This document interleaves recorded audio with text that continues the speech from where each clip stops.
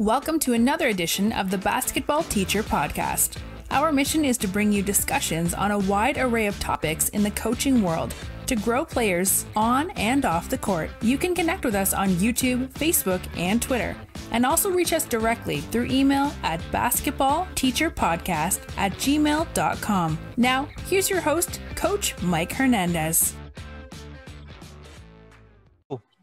Welcome back, everyone. Thank you so much for joining us. As always, your support is appreciated. Whatever platform you're listening to us on, wherever in the world you are listening to us from, greatly appreciate it. Thank you so much for checking out this episode. Today is an episode that was requested by a few people. We're going to talk about help side defense and making weak side defenders strong, capable, and ready to help when needed. We'll also get into our guests' no middle defense and talk about it from a philosophical as well as a schematic standpoint. So if you like defense, this should be the episode for you. There's going to be some good stuff in here. I am sure of it. So joining me today is the men's basketball coach and athletic director and teacher at Living Water Christian School. I'm very happy to be joined today by Coach Trever Hardin. Coach, thank you so much for joining us. How are you?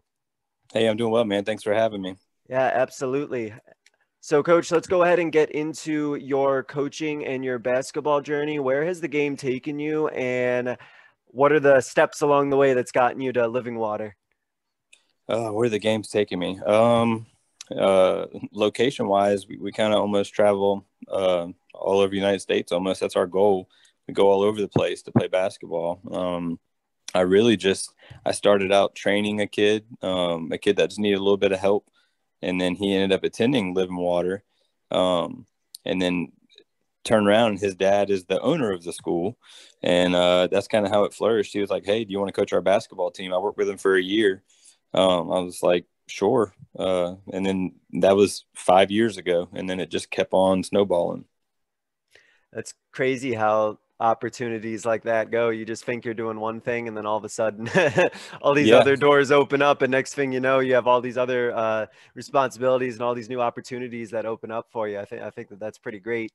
And as I mentioned in the outset, you are pretty much the man, I think, at Living Water. You do it all with being a coach and an athletic director. So I wanted to ask before we get started about kind of the balance between both. Like, how do you kind of manage when you have to put your coaching hat on versus your athletic director hat on? How does that kind of work out?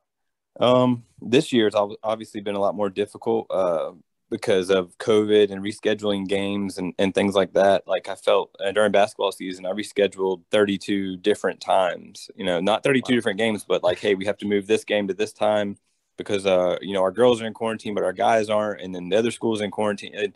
Literally around 32 times I rescheduled just in basketball season. So thankfully the school does a really good job of giving me a planning period. I teach PE. And I'm like, hey, I need this coverage here because I have a volleyball game to reschedule and a soccer game to reschedule. And I have no idea how we're getting there because vans are rented out and there's nothing we can get for COVID and things like that.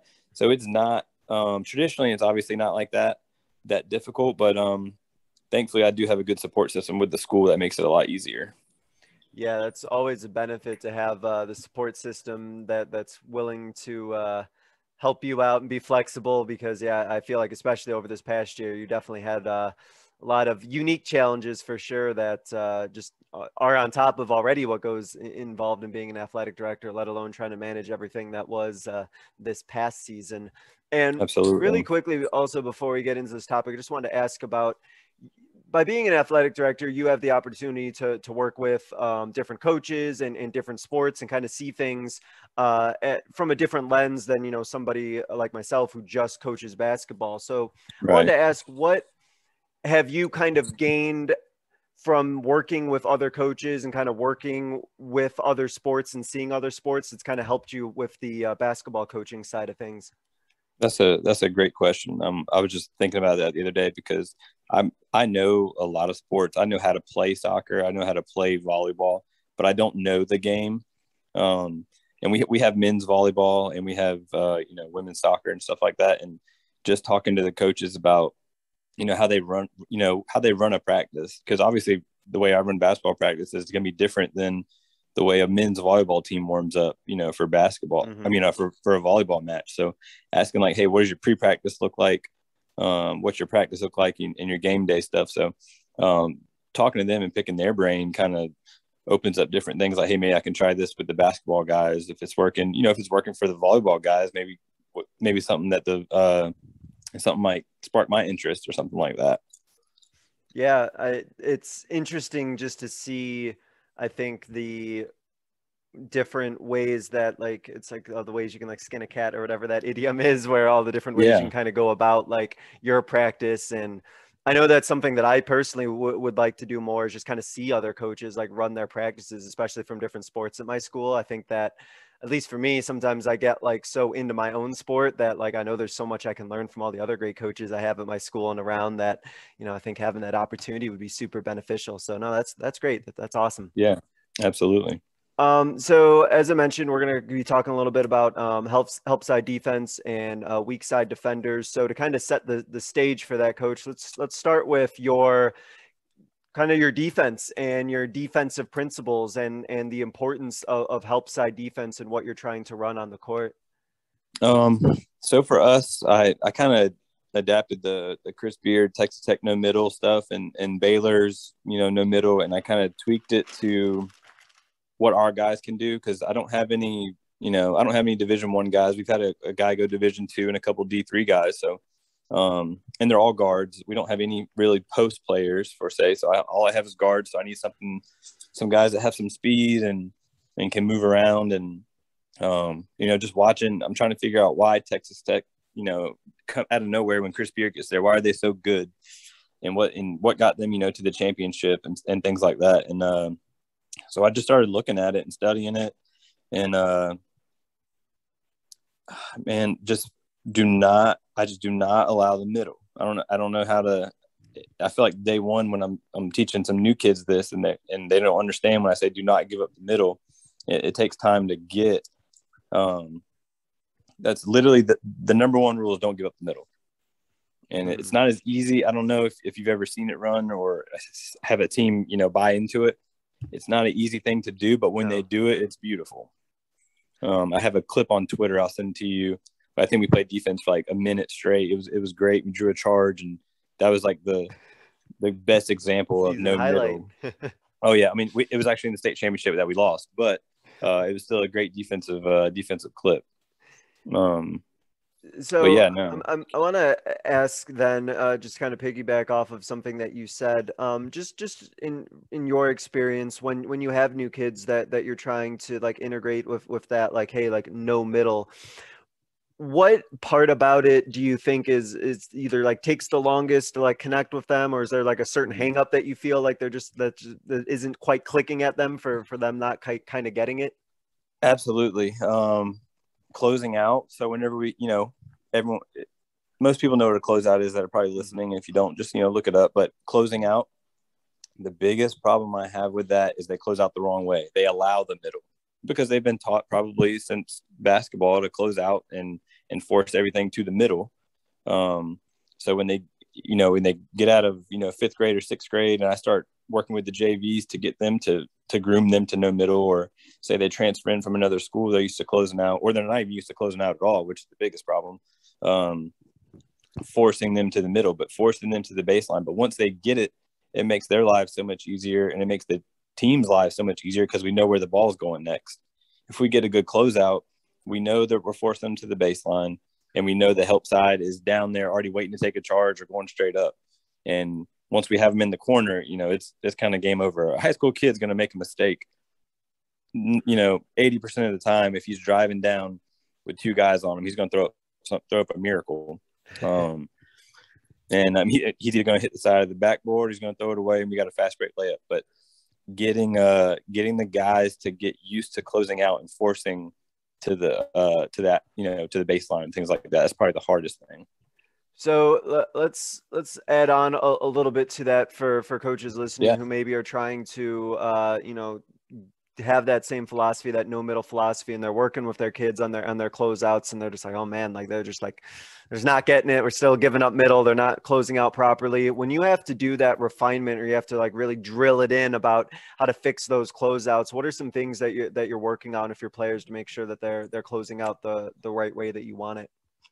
So we have a drill. We call it a 5-chair closeout. Put 5 chairs around the perimeter, and we run at them. We chop. We close out, and we backpedal. Then the next person goes. And we got 5 guys closing out on chairs the way they're supposed to. And I'm sitting there watching them, and getting on them if they can't close out the right way.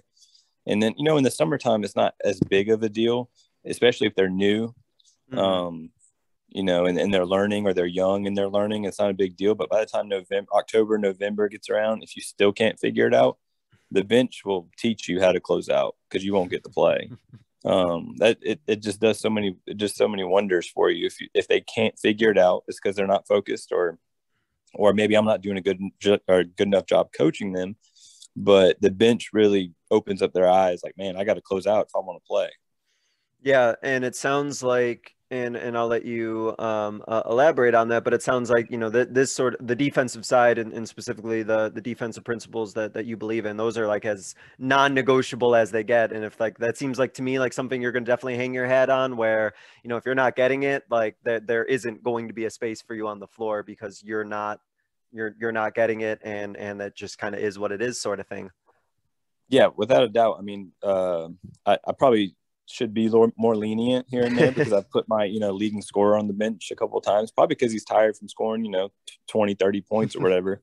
And he's too tired to close out properly. So I just sit him down. I mean, it's pretty much a non-negotiable. I'm telling you, the bench will do wonders. I'm not saying bench him for 8 minutes. I'm saying, hey, talk to him, say, hey, this is what you did wrong. Send him out. 2 years ago, I had 7 seniors. Last year I had 6. So it wasn't, guys were biting to get in the game. So one mistake, I could pull you right out. It was no issue. I didn't have any drop off, 2 years ago. Now we're so young. We give up the middle every 2 seconds, it seems like. And it's just, we're young. I have 1 senior this year, and the rest are 9th and 10th graders, and 1 11th grader. So, and 5 new guys. So it's really, we've only been together about 12 practices, and it's hard to get everything I want done in 12 practices. That's including offense. So, but we'll spend 45 minutes on a drill or 2. Well, for defense. Yeah. I think that, if you have limited time and you have limited amount of practices, which I feel like all coaches talk about how little practice time that they have available to them. I think you do have to kind of stick to what is most important to me. Like, what is the thing I'm going to make sure that, our team can do. And, if that's something on the defensive end, then, then that's what you're going to spend that time on, and then kind of work on it from there.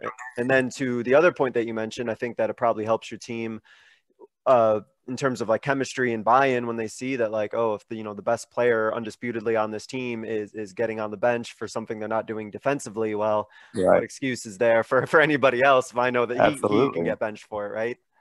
Absolutely. Yeah.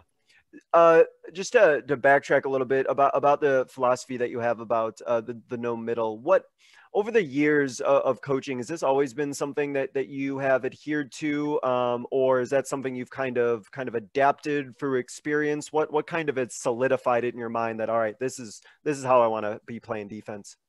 So my first year, let me try to break it down. So we have 60 kids in high school, boys and girls total. So we're a really small private school. So I don't have a lot to pick through anyway. Our tryouts we don't really have tryouts. We already know who's been there all summer, essentially. We'll host a tryout, but I already know I know every kid by their name in school, because I teach all of them in PE. So I know all of them. So my first year we were very thin. Like, we only had 1 team. It was a mixture of JV and varsity boys, and we couldn't do anything except run a 2-3 defense. Nothing. We tried man to man, but it was literally impossible. And I did everything I could, but we just sat in a 2-3 zone. And I'm like, I've got to find a way to teach these kids help defense. Like, I just have to, I would not be doing them an injustice if I didn't.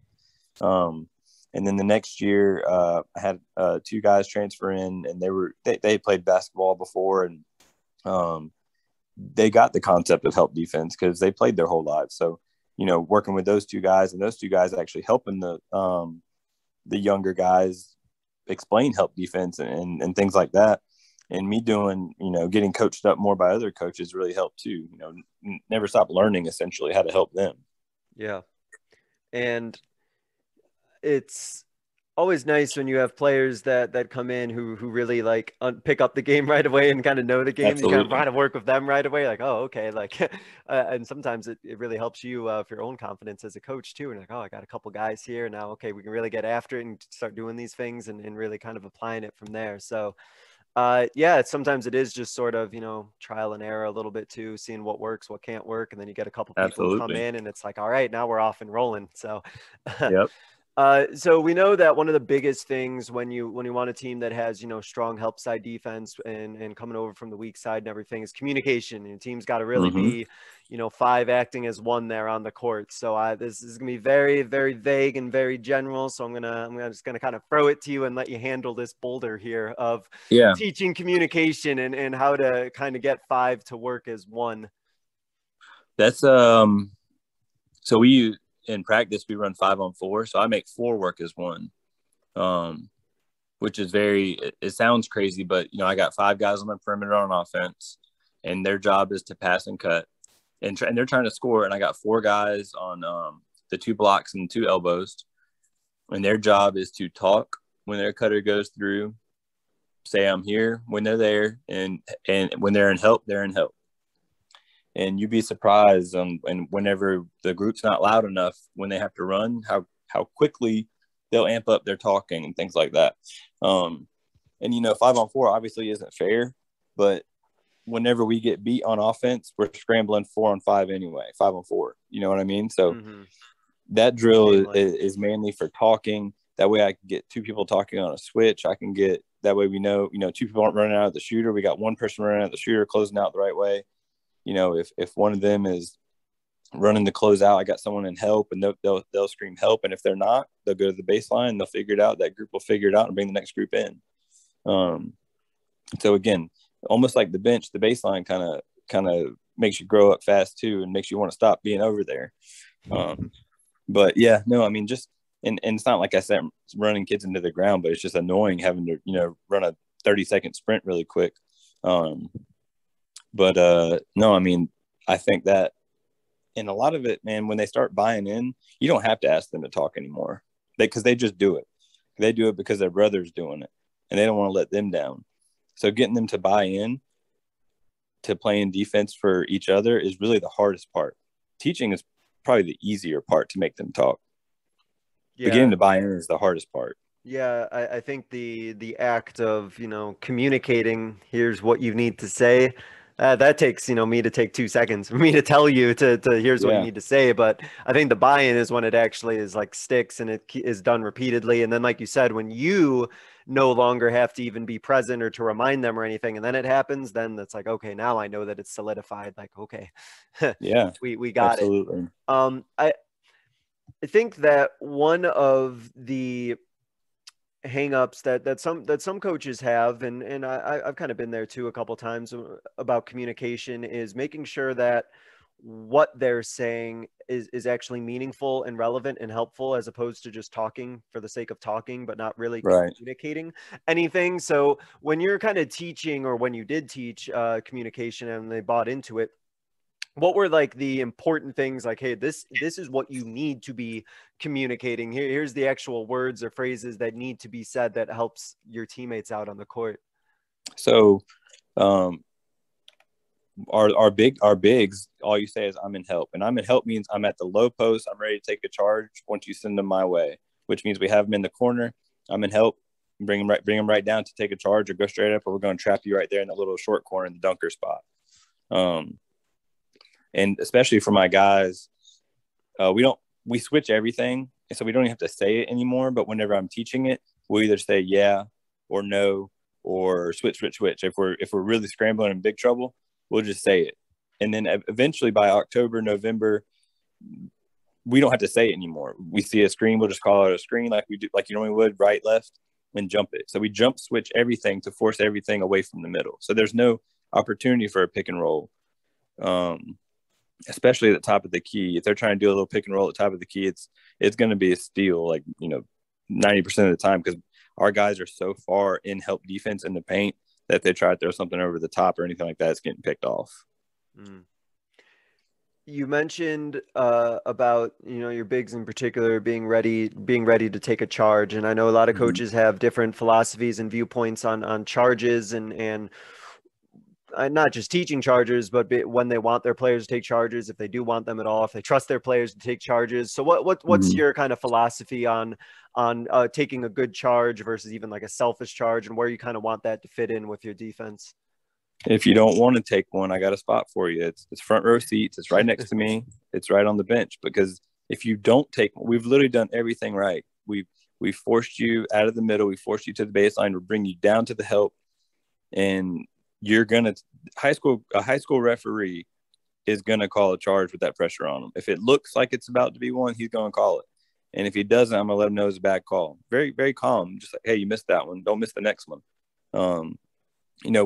We've taken 8 charges in a game before. So that's something. it's literally just buying in. And there's another. I'll send it to you after this interview. Is another thing. A clip on Twitter is a guy taking a charge. A senior. He took literally like 4 in one game before. Just stands there and it doesn't feel good. I have to remind these guys it does hurt, but the good thing is you get a charge card. I give you one at practice the next day. You don't have to do the mandatory little conditioning we got. So that's a little motivation in itself is, hey, you got a charge card. Don't worry about these, 5 suicides we have to do. You're free to relax, eat you some water, some Gatorade, and hang out. Yeah, that's a good little incentive there. I think that'll give them something to work towards for sure. And as you mentioned, charges hurt, especially particularly at the boys end. You get some big guys there who are going to be barreling into you and really getting after it. So in practice, is there a way to simulate that? Is there a way that you like the charge drills? I'm curious about what that kind of looks like in terms of getting charges, or is it like, here's the position you're in and this is what's going to happen and you're going to just get plowed over and it's what it is?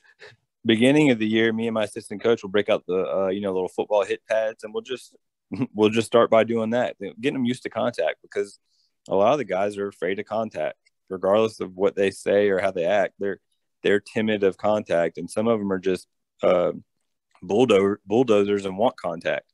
So you got to get everyone on the same page of and how to take a charge, and where to be, and positioning is the most important thing. But kids will take a charge if they're bought into it. If they're going to take a charge for their teammates, because their teammates are going to hear, hey, why didn't you take that charge right there? We had them right where we wanted them. But so it's along another lines of buying in, not giving up the middle, taking a charge when there's an opportunity, things like that. It puts a lot of pressure on a high school ref to not make the right call, which sometimes is the wrong call, but you still get it because they feel like they have to make the charge call. Yeah, I think that's an interesting point. There's 2 things that you brought up with it. I think once you have a team that's willing to take charges, that's like when you really know, like, that's when the buy-in's there. Like, all right, we're taking charges and everything. Like, I know that we're committed to what we need to do on the defensive end. And then 2, the other point that you brought up a couple of times is about it, like kind of putting the pressure on refs in particular to kind of like make that call. And I think charges, just the act of like a player who's willing to sacrifice himself and take that charge, even if they aren't maybe necessarily completely set, the fact that, they're getting plowed over when they look like they're pretty much set. Like, I feel like you're going to kind of get that call. You're going to get it or really our whole entire bench will jump up. Our whole entire bench will jump up and scream charge right in the ref's, ear. So telling you, you put a little pressure on the ref and he'll make the right call. He might miss the first one, but you're definitely gonna get the second one. And taking a charge, I mean, you take a charge on the best slasher that the other team has, it makes them second guess going in there like that. And say you get another one, I mean, he's just gonna pull it for jumpers all night long, which is great. That's what I want. I want you guys to shoot these terrible shots. But it makes everyone second guess when they drive to the paint, knowing we got someone there waiting to take a charge. Yeah. No, yeah, for sure. And I think that especially if you have those players, like you said, those like slashers or guys who are always attacking the rim and maybe they Hmm. never have charges called against them, but then they get that Right. first charge called against them, I think even for me as a player in high school, I'd probably like think twice or at least think a little bit more like, wait a minute, I just got a charge called against me. And, Yeah, you know, it makes you second guess things. yeah. And that could be psychologically a huge advantage for sure. So I know that we're kind of bringing up about, the weak side and the help side defense and what's expected of there, but obviously there are principles that you want to have as a coach to when you're just playing man defense on somebody, and we talked a little bit about your idea of like forcing baseline and that's what you're Hmm. trying to get at. But what other principles when you have kind of a man on man defensive situation are you telling your guys to follow? I mean, we're jump switching any screens. That's a non-negotiable. Any ball screen, we're jump switching. It doesn't matter, because I have all guards, so it doesn't make a difference if the guy's 6'8". You're gonna have to guard him, and that's just, and Yeah. you're gonna force him out of the paint. You're gonna fight him. You're gonna push him out until you get a foul call. Um, but yeah, ball screens are non-negotiable. Jump switch, and all you do is jump them and force them, the way we want them to go, and we figure out what hand the ball handler is, if he's right-handed or left-handed, and you'll know because I'll tell you before the game, hey, number 12 is left-handed, force him right. We're always going to force the opposite hand regardless. And that's something even sometimes I even forget, like, oh, wait, second quarter, I'm like, hey, why am I not telling these guys to force number 12 to his left because he's right-handed or whatever the case may be. Mhm. Because normally whatever side they bring the ball up the court, we'll just keep them there. But that's another thing we do. And if there's any like, flex motion where there's off ball screens and stuff like that, depending on how good of a screen team they are, we might switch or we might fight through. But typically we always fight under any kind of screen to protect the basket first, because it's not like kids are shooting the lights out on us a lot, it seems like, but we fight under any ball screen or any fight under any off ball screen. And when you talk about that about fighting under like any off ball screen, um, you and I'll let you correct me if I'm wrong. You said that's something that's kind of like the majority of the time, and unless like it's real rare circumstances in which you have a shooter. Yeah, so I mean, a lot of the teams we know, we always leave our man to help. But if I know a team we play in New Life in Fayetteville, they just shoot so many 3-pointers and they can hit so many 3-pointers. So we'll fake the help and run back out to our man, um, with help defense on the drive. And if there's any off ball screens, we'll go over the top of those if we know they can shoot. And Hmm. you're gonna have to hit 2 threes to make me, prove to me that you're gonna be hitting them all night. So we'll still go underneath and, then close out whatever we got to do, because you go underneath, you still circle through paint and you can still keep them on out of the middle. Well, that's a good point that you bring up is sticking true to what you believe in and sticking true to the principles that you believe in, and that I'm sure you could speak about this, that you've probably had circumstances where you went under an off ball screen and then a player made a Mm-hmm. shot and you're like, all right, well, they made a shot, but then you still stuck to what you were doing, and I don't know, Yeah, maybe they went 1 for 10 after. I don't know. I'm sure you can exactly. speak to Yeah, it, right? exactly.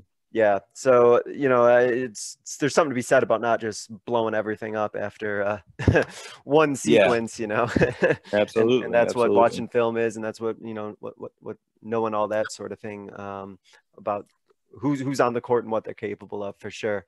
Um, Something I think is really interesting in the fact that, and I don't really know exactly what your schedule is, but I'm going to assume, and you can correct me, that you're playing some of these teams a couple times a year, and there's teams that you've played kind of year in and year out who understand what your principles are and what you're about on defense. And so I'm curious, because you talked a little bit about the jump switching on the on-ball screens and things like that. Do you still have teams that are still trying to, I guess, like impose like a certain style of offense on you, even though you know exactly what they're doing and how to help off of it? Is there any sort of chess match going on with some of these teams that you're seeing like in and out? Or are they still kind of sticking to certain things? I guess to elaborate to that is what are other teams, if they've tried to make adjustments, really trying to do to combat just how strong you guys are on your help side defense?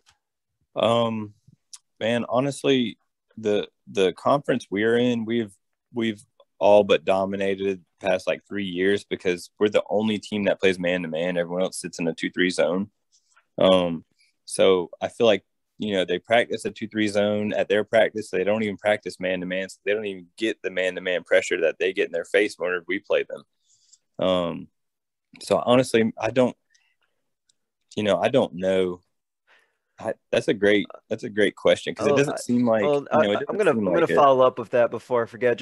I mean, I know you can't get in everyone's head, but is there why do you think that is? Do you think it's just because man-to-man's harder to teach and 2-3 zone is just easier to kind of sit in? Like, why do you think you're like the man-to-man team per se?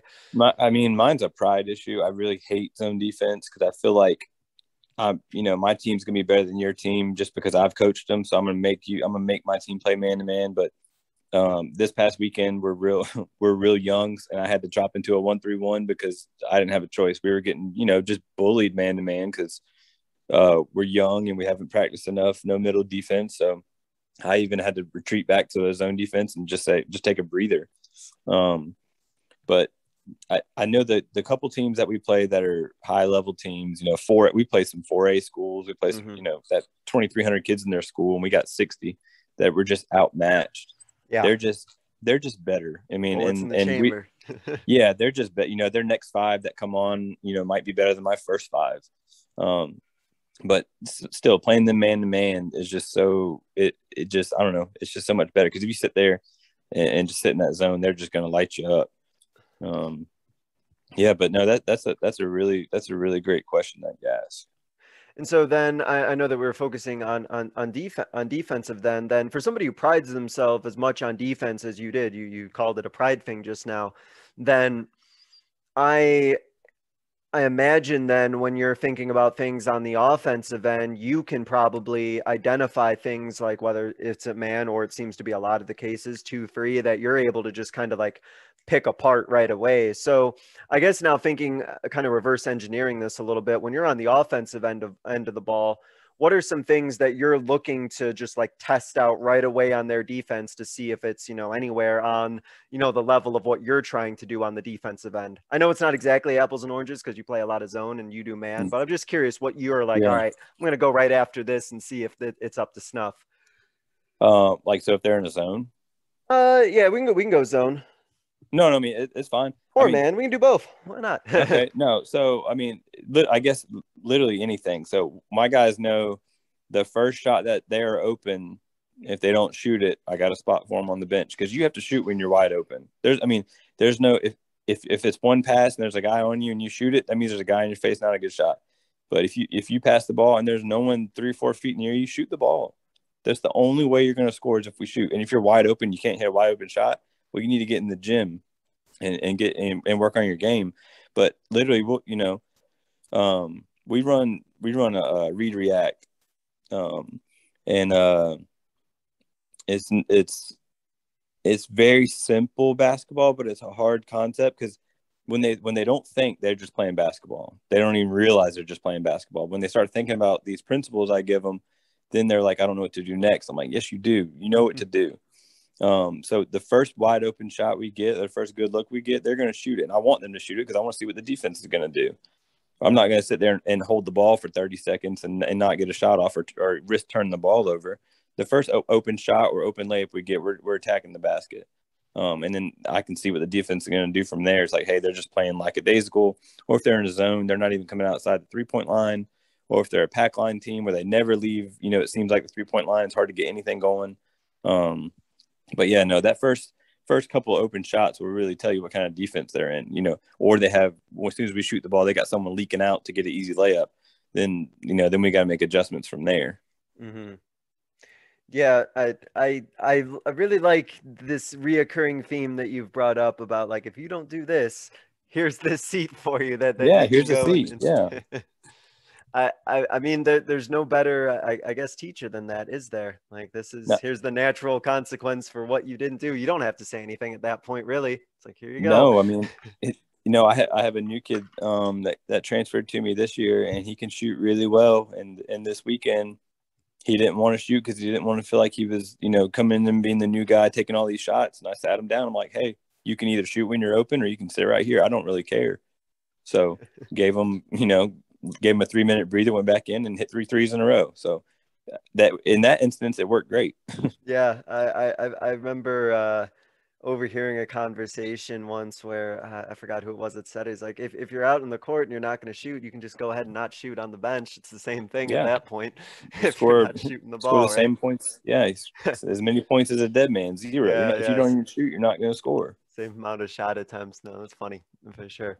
So, well, we know that help side defense is it's a team effort. Obviously, individual skills and individual things need to be worked on, whether it's during summer work or one-on-one workouts or just during practice, in order for those pieces to kind of come together as a whole. I know we touched on it a little bit, but when you're thinking about things maybe in a practice setting or just when you have like the gym open, what are some individual skills that players need to work on and coaches need to make sure they're working on for their players for their individual defense to be where it needs to be? So every single day at practice, and another part is having the doors open. This is like a little side note, having the door open for the kids to come in. During the summer, 4 days a week, I have the gym open. And, we take, maybe 2 months off during the whole year. But other than that, the gym is open and we're shooting and we're getting shots up and we're working on our game. So that's a big part of it. It's just allowing them to be in the gym. It sucks that not every city and every team and every organization is like that. They're in the gym only during basketball season. But to circle back, every day we do the ladder drill. We look like a football team before every game and before every practice. We're working on our footwork every single day. Those fast twitch muscles, so we can push off and be in help and do defensive slides. And we do defensive slides every day. And I know they hate it, and I hate watching them do it because it's miserable. But it works. Get the hip flexors opened up. Make sure they have active hands. Stuff that they just do every single day. They just start developing and start doing it in the game, and in practice. They don't even realize it. But footwork, I feel, is very important. And we have a really, really small weight room, but it's really nice. And our guys are lifting during the year and the off season, and the weight room is very important as well, with that little bit of strength and that they need, essentially, that lower body. And when you talk about footwork, are there things in particular? I know I've seen about like the ways that, the old foot fire drills and like the way that the feet are positioned and the step and slides and things of that nature, specifically for the footwork. Are there, I guess there's two parts to this, like specifically, what are you looking for out of their footwork? And then I know you mentioned about the defensive slides. Is that really the big component that kind of gets the footwork where you want it to be? I believe in the latter and closing out, being under control. I mean, I have a ninth grader who is literally he's an eighth grader going in ninth grade. He's probably the fastest kid I've probably ever seen in my life, but is always out of control. So he'll close out and blow right past somebody. So it doesn't make a difference. Like closing out, being in the gaps, being where you're supposed to be on time. You don't have to be the fastest person. And I have plenty of people who aren't very fast that never leave the floor because they're always where they're supposed to be. Once you figure out exactly what I want, or you're struggling to figure it out, but you're super athletic in your right spot, well, you're going to play too. But if you're already fast and you can figure it all out, well, then you're probably never leaving the floor unless there's a timeout. Yeah. No, I can picture it now that the kid who's just flying by people on the closeout. No, I mean, he's jump out of the gym. Fast. Yeah. Yep, he can too. He's a little guy and he can touch the rim and it's just unbelievable. Once it clicks for him and he figures it out, he's gonna be hard to stop. Just get a little bit more discipline, a little bit more control to harness it. But it's the beauty about freshmen, right? They become sophomores, they become juniors. Yes, thank goodness. Yeah. So I know that in talking to a lot of coaches, when they go up against really strong defensive teams, particularly those in the half court, they're really looking to exploit things out in transition or looking to be as disruptive as possible. Basically, do anything they possibly can to avoid playing a strong defensive team in the half court. So my question is, how do your principles of the way that you play defense, the way that you play man to man, how do you kind of get into that in a transition setting? I know you talked about how you go and you do a lot of 5-on-4 work. Is that the main component? Are there other things that help you get from transition defense right to where you need to be? No, actually, and that's probably our biggest downfall is transition defense. You know, my team 2 years ago, we went 29-5. We were just that was just a really good basketball team, and they had no problems matching up in transition. Last year we struggled, and this year we are horrendous at it right now. But it's also June, and we got time. But that's something that I'm going to have to, get coached up on, is how to rep transition defense, other than, saying run down the court, match up. But I just have to do a better job of that. And our defense, I don't know.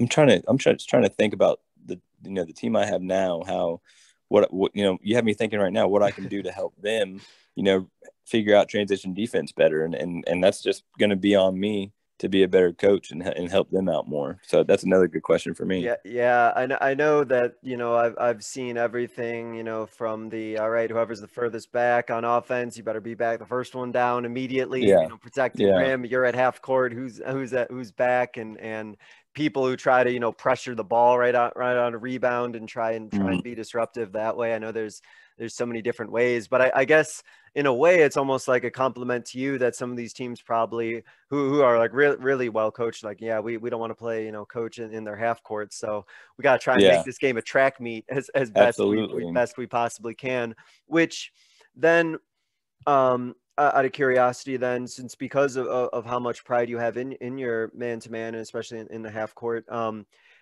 do presses or anything like that, do they come into play? Are they a part of your defense? Do it as a different look, not really do them that much? What's your kind of philosophy on that?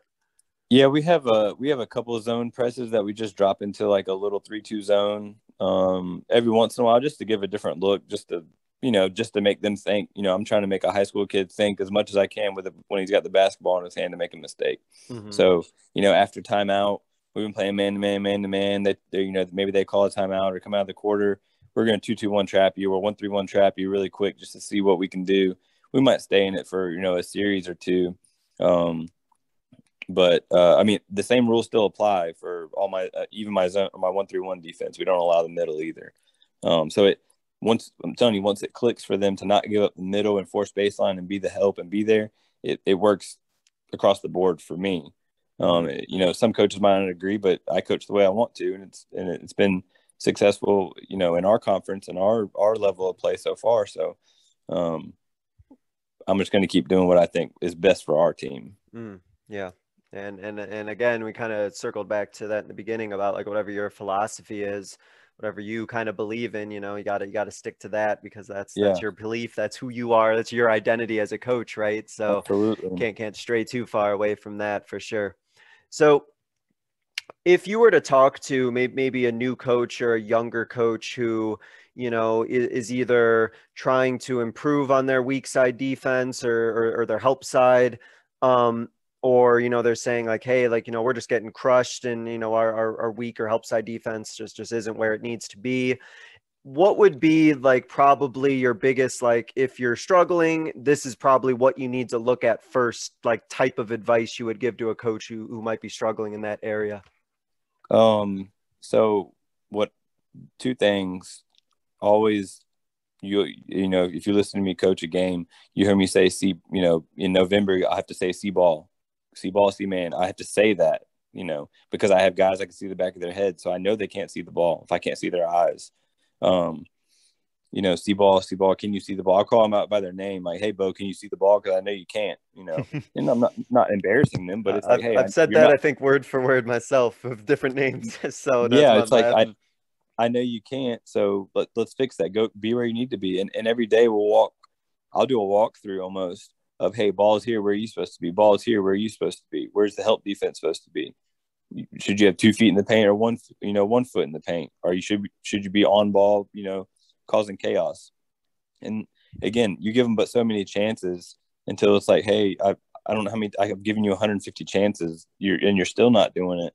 What can I do to help you? What don't you understand? And I ask these kids a lot of questions, and I beg them to, ask me questions. And just like today, we had a walkthrough I made one of my new kids come up and draw offensive plays on the board. Like, hey, walk us through, this play, walk us through this play, draw it up for the whole team. And I think that's it helps everyone learn, because it's like team bonding. It's like, they're laughing because, funny things happen. And it's very helpful. And I promise you, if they forget it, they won't forget it the next time they have to come up there and write it, because they remember. They remember being put on the spot and either producing or not producing. So, if every kid can write where they need to be in help defense, they know where to be in help defense. And you just have to make the kids trust you, that you know what you're talking about, and then they'll do anything for you. They'll take 8 charges in the game for you, like we had before, and they'll leave their man to be in help defense because they trust in you enough because you said to be there. I feel like that's another big part of it too, just building that trust with the players. Yeah, and what that makes me think of is what you mentioned in the beginning about how you have, these players who come into your program who you just kind of said, like, they don't really like get it right away. Like, it takes them a while for it to click. And I'm sure for those players, some of them, that does take a lot of trust in you for them to almost like go away from what they like naturally think they should be doing, to have to like give that up, right? And be like, all right, well, this is what coach wants me to do. Like, I feel this pull to do it this way, but I trust in you as a coach. I'm going to do it this way. And that's kind of when you're set almost at that point. Like, all right, you're bought in, you trust me. Great. Now we can do what we need to do. Right. That's yeah. I mean, you got to think, if they've probably been taught force everything to the middle, because that's where all the help is their whole entire lives. But now kids are, the kids that are in the gym, what are they doing all day? They're shooting 3-pointers all day. So you send a guy to the middle, he drives and kick. Guess what? He's driving, kicking to a 3-point shooter, and that's going to hit everything. So I'm like, what can I do to take this away? What do I think that will work? So, that's why, forcing everything out of the middle, I think is great. They've been taught since, rec basketball in 8th grade to force everything to the middle. And so it's hard to get them out of that, but they do get out of it. It just takes time. Well, you brought up something that I think is kind of a light bulb thing for me, and maybe for others listening as well, that, if you have these players who come into your program as freshmen in high school who've always been taught, you can force middle, it's probably because, 5th, 6th, 7th, 8th grade, if some player tried to kick it out to somebody, in 6th grade, there was no shooters out there. Yeah. So it didn't matter. Right. And so that's probably what they're used to. But obviously, as we know, once you get to the high school level, they kick it out to a shooter. It's like, well, there's 3 points. There's another 3, another 3. Yeah. Right. And it's a kind of a complete shift in the way that it's played. And I actually had never really thought about it that way before, but no, that kind of made a light bulb go off in my head too, that's probably why they think that so much, because it's probably worked for them to win games in 7th or 8th grade. Yeah, if we had a whiteboard, and if we ever do get a chance to do a Zoom call with a little whiteboard or something up there, and we can draw, I can draw it up where it kind of just makes so much sense, where you send them down, you force them to the baseline, and if they drive, you kick out to the corner. Well, now that's your guy. If your guy passed the ball, now it's your guy to go close out on him, and the help guy takes your guy. And again, it takes a lot to rep, and it's stressful, and there's a lot of yelling and practice. But once it starts working, it works. It's a lot of front loading, a lot of work at the beginning. But I think it's okay for practices to be a bit messy. As long as the pie comes out of the oven there during the game. Absolutely. It'll be a little messy at first. Awesome. Before I forget, just the role of, you touched a little bit on trapping and where that kind of plays in, and some opportunities for that to exist. What is your philosophy about looking for turnovers, or looking for deflections, or looking for steals? I know you talked a little bit about active hands and the importance of that. So is there, I don't know if there's like a certain number, but is there certain things that are like, all right, this is our opportunities we need to take advantage of to try and get turnovers, or what is your belief on that? If we'll know who's a good ball handler and a weak ball handler, going into the game, if it's a team we played before, or, just during warmups, you can just see a lot. If they're losing the ball when they're dribbling up to do their layup, during pregame, we're going to trap him. Like, hey, number 20, He does not want the basketball. So as soon as we get him in the corner, the help man is going to rush out there and we're going to trap him instead of being the help. You run out there and you trap him, and we'll get some good turnovers out of that. The little bit of 2-2-1. All we're trying to do is slow them down and make them make a bad decision, and we're not even like really running up and trapping really that hard. We're just running up and showing, and just that little bit of show is going to make a terrible pass over the top and get an easy deflection. So, and we got 2 guys on the ball. We better not foul because we already have 2 people on the ball. So we're just going to have active hands in his face, that kind of thing. It's just repping that, but I don't really have anything like, in game, like goals set or anything like that to get deflections or steals. But no, that's a good, we do that for assists. Like, how many assists do we have going into halftime? It's like, we have 6, like, okay, we're not really playing together. Let's amp it up. Let's get 15 by the third quarter. But that's something I could look at. And for steals, like how many deflections, how many steals do we have? That's a good idea. Yeah, I like the idea on the offensive end. Assists, I think that's a really good one to kind of keep track of, especially and make a mention of in halftime. I think once I tried to say something about steals, or I charted it and let them know in a game, and then I found that they just started like gambling a lot to try and get to a certain number, and I was like, uh-oh, wait a minute. That wasn't quite the intention. I still wanted you to play discipline. So I don't know. But those are like 7th or 8th graders when that happens. So it might be different depending on who your team is in high school. But I remember I fell into that trap. So sometimes it is a balance, though, where you have certain numbers or benchmarks you want to get to, right? But then you don't want to get fixated on that. Be like, hey, we only have this amount. Why don't we have this? That's what they focus on. So it's all part of the balance. Absolutely. I feel like every guest that I have on that we talk about defense, I ask this question, and I'm going to ask it probably every single guest that I have, just because I'm always curious about people's perspectives, and that's on rebounding. I've just hear so many different responses, and I like each of them about people's philosophy on like, how do I teach rebounding? Do they just go get the ball? Is there certain things that they need to make sure they do? So it ties in right in with help side defense and putting a body on somebody, rebounding and everything. So let me ask you about your, I guess, philosophy, your view on rebounding, technique on rebound, just your thoughts in general about it. Rebounding is a heart issue, and it could be a heart problem, or it could be something that will help you. You have to have, the heart and the want to and the will to rebound. It doesn't take, a rocket scientist to see somebody that's not being boxed out and run over there and put a body on them. It doesn't take any, my number 15th guy on the bench can go box someone out. He can at least try. If you don't want to rebound, you're not for the team. That's just the way it is. And the eye in the sky doesn't lie. And you can literally just watch it on film. Guys just watch the ball go up and trying to leak out. And that just becomes a heart issue. And for us, the biggest problem is, when we help the helper, that guy doesn't get boxed out, just because you get kind of lost in the game. Like, hey, sure, who do I have now?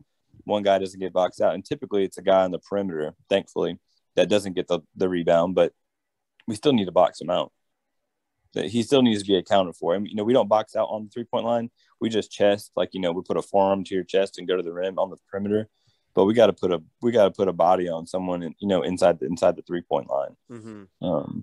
And if we don't, and then I've pulled 5 guys because, one guy got 4 offensive rebounds in a row. I've pulled 5 guys and we probably lost the game because I pulled, too many people for not doing what they're supposed to. And guess what? It's okay. It taught me something. Hey, maybe don't pull 5 guys at once, or it taught them something like, hey, maybe I need to rebound.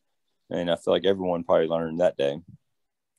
Well, I think that just very perfectly ties back into the here's the spot for you. If you don't do this particular thing, there's a location for you. I think that one of the common things I found in asking that question, though, is kind of your response about it being kind of a will thing. It's kind of a heart thing. Like, you have to be willing. It's like taking a charge almost in a way, right? Like, you got to put yourself out there. You got to get physical. And I think sometimes, and this is a little tangenty, but I'll ask you about it since it's on my mind now. I think sometimes basketball players maybe forget or don't know like how physical the game can be at times, or maybe they're not aware of just like how much physicality might be involved or what it takes to be really successful. And I've seen some issues from that from time to time, and maybe there's just bit of a learning curve involved with there. I don't know. Maybe I'm. Well, I think I don't hate AAU basketball. I'm going to point that out. I do not hate AAU, but it teaches bad habits. It teaches bad habits because you got 4 people leaking out and literally no one person inbound the ball to nobody because they're all down the court already. Nope, they're all trying to leak out and get layups. And so it's not like if you watch any AAU films and highlight films, there's nobody getting layup or rebounds. There's no one diving on the floor. So, and then when you get to school basketball in November, that switch just doesn't flip like, oh yeah, I'm playing school basketball now. Now I need to box out. Now I need to get on the floor. Now I need to play my man straight up. No, it teaches bad habits. I don't care what anyone says. It teaches bad habits. And all these people, all these kids playing AAU thinking like, oh yeah, this is going to take me to Division I level. Those guys don't need AAU. They're already Division I guys. They're playing Division I guys every night. You guys are playing backyard AAU events that are just teaching you these bad habits. So again, I love that the kids are getting to play, but I don't love the habits it can teach them. Like with rebounding or lack thereof, essentially. Do you have on your team now? I know you're at a small school. Do you have like kids who play a lot of like travel or AAU that you kind of have to like they go away and then they come back and have to relearn things? I do. Yes. Is that something you deal with? And one of my kids, the original kid that I told you about in the beginning, he was, 6th grade. He was like 5'5", and then fast forward to today, he's 6'5", and it's the owner's son, and he's not fast enough to play defense for me. So last year he didn't get to play that much. So I was like, hey, buddy, you need to play AAU this year because you pretty much missed half a year with me because you were too slow on defense, or you're in foul trouble because you're a step too slow. So I got him to play AAU this year because I needed him to have more court time, just more basketball. But I don't have to worry about him. He's a monster rebounder. He's my guy. I can guarantee will be down there fighting for a rebound. So it hasn't brought him, bad habits, and it's actually only helped him because, it's all offense. I need him to score more. So, but no, yeah, I do have guys that play travel ball, and it's like, hey, that works on Saturdays, but not on, Monday through Friday night. So let's fix it right now. Yeah, that's entering a different environment when you come into my gym sort of thing. Like you better remember what it takes to be successful here. Yeah, right. That's really well done. Awesome. Well, that time kind of flew by, and we got some good nuggets that came out of there, Coach. But to wrap up, there's a couple questions that I like to ask every guest. So I'm going to go ahead and start here with this first one.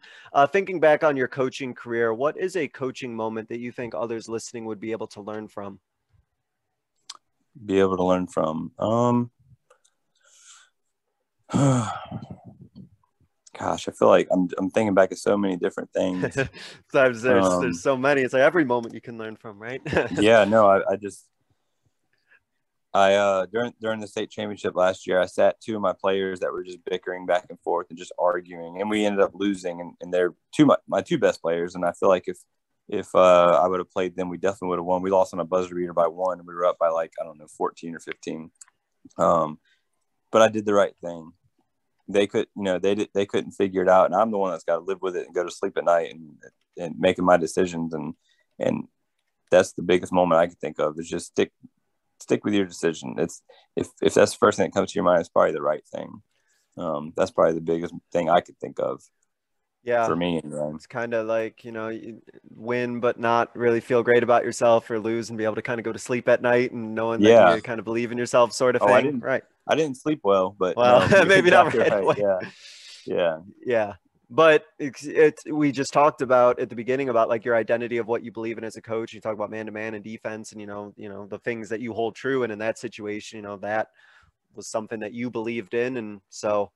It was a real good test to your character, but that's something that you believed in, right? Yeah, part of it, part of buying in and is respecting your brother and treating him like a family member, because I that's the kind of environment I want, and that's not the way they were acting right then. So we had to figure it out, and we did. We sure figured it out. Yeah, it's natural consequences sometimes are some of the best teachers, but for sure. And to wrap up, and it's funny because you actually did this really well with what you just talked about of AAU, but I'm going to give you another shot here. I give every guest what I call a 60-second soapbox. It's your platform to get out final message, closing thought, some sort of closing idea that you want to leave the listeners with. So, Coach, I'm going to go ahead and give you the floor. And if you go over 60 seconds, that's okay too. You can go ahead and take it away. I guess I'd like just be yourself. Do as much research as you can about the game. Not everybody runs the same 2-3. Not everyone runs the same man-to-man. Not everyone runs the same offense. Run what you think is going to be best for your kids. Join message boards, join Facebook groups, jump on a podcast and ask questions and do your kids some justice and try to do what's best for them. If you don't have 6'10" guys and you're running backdoor alley-oop plays, it's probably not the best thing.